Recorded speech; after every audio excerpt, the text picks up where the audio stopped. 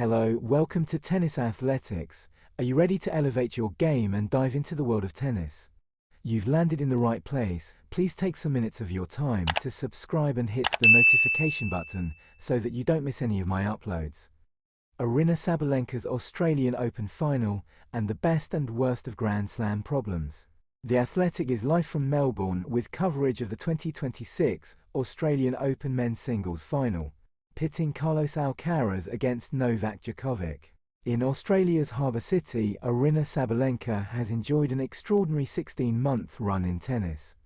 It began in September 2024 with a comeback US Open title, a year after a dramatic collapse on Arthur Ashe against Coco Gauff. Since then, Sabalenka has largely dominated, reaching 4 of the next 5 major finals, and another big finale at the WTA Tour Finals. She has finished the year ranked number 1 for 2 consecutive seasons. Yet Sabalenka isn't chasing finals for their own sake, she wants to win them. After another Grand Slam final defeat in Melbourne on Saturday night, the sting was evident in her light-hearted remarks during the trophy ceremony. "Thank you to my team for always being there, for enjoying me losing finals," she quipped after accepting a finalist's plate for the 3rd time in her past 4 appearances.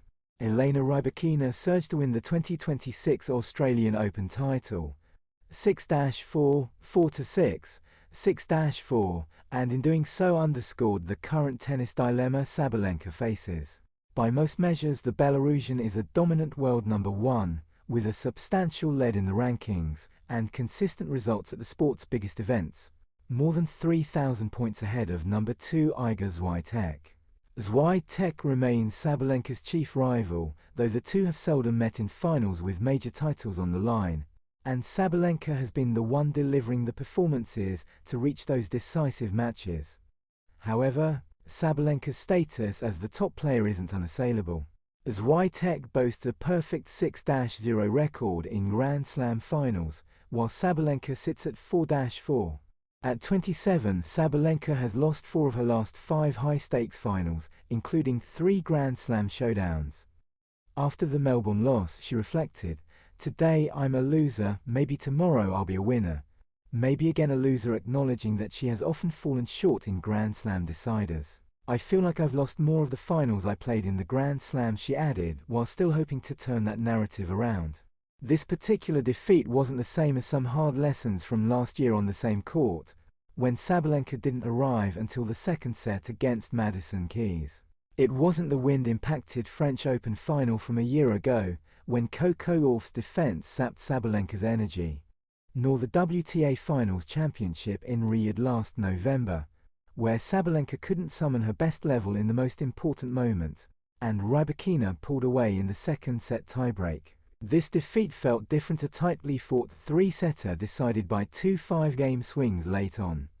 Sabalenka briefly surged to a 3-0 lead in the 3rd set, only for Rybakina to respond with 5 consecutive games to seize control. Sabalenka squandered chances at 3-1 and 3-3, and the finish line drifted away, just as it seemed within reach. After saving a break point, she produced a costly miscue, sending a forehand into the net. In the post-match press conference, Sabalenka described the moment. "The rally was quick, the match was aggressive and punctuated by quick changes in momentum." Sabalenka is an aggressive first-strike player who doesn't typically endure long rallies. The average rally was just 3 shots, and only 5 of 184 points lasted 9 shots, commentators noted. She has been superb in Australia, recently winning 43 of 46 matches there, but the 2 losses on the country's biggest court remind us that even the best can be vulnerable at decisive moments.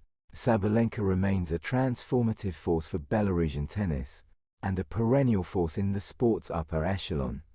Her trajectory over the past year and a half has been remarkable, even as she continues to chase that elusive major title moment. Thank you for watching till the end. If there's something about this video that you'll like to share as you go, don't forget to hit that subscribe button and turn on notifications so you never miss an update. Let's serve up some fun and improve a game together.